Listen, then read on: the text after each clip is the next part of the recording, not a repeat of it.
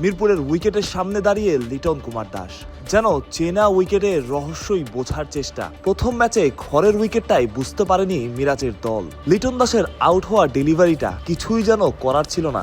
শুধু লিটন অবশ্য নন, নাজমুল হোসেন শান্তও ছিলেন অনেকটা অসহায়। দ্বিতীয় ম্যাচের আগে সেই ধাঁধারই উত্তর খোঁজার চেষ্টা। মেহেদী হাসান মিরাজ চিন্তিত, ঠিক কতটা কিউরেটরের সাথে তার আলাপচারিতাই বোধহয় প্রমাণ করে। পরে যোগ দিয়েছেন হেড কোচও। মিরাজ বসে উইকেট বোঝার চেষ্টা করেছেন, চেনা উইকেট কেন এত অচেনা।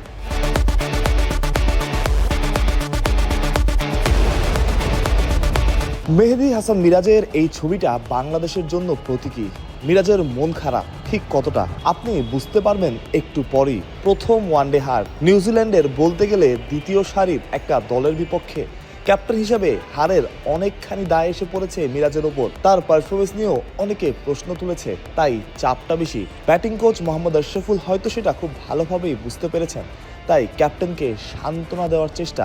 মিরাজ কি তাতে আশ্বস্ত হলেন? হয়তো। হেড কোচ ফিল সিমন্সের কথাই চিন্তা করুন। ম্যাচ যেদিন হেরেছেন তার পরের দিনই ছিল জন্মদিন। সতীর্থরা কেক কেটে উদযাপন করেছেন।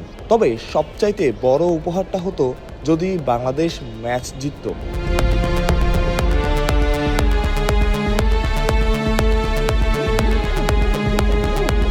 ম্যাচ শুরুর আগে টিম মিটিং, দলের হৃদমে ফেরার চেষ্টা, প্রতিদিনের মতো মোনাজাতের শুরু, মৌনতায় বাংলাদেশকে স্মরণ করা, প্রার্থনা একটাই, দলের জয়। এই সিরিজটা বাংলাদেশের জন্য গুরুত্বপূর্ণ। প্রথম ম্যাচ হেরে ইতিমধ্যেই ব্যাকফুটে টাইগাররা, পারবে তো ঘুরে দাঁড়াতে?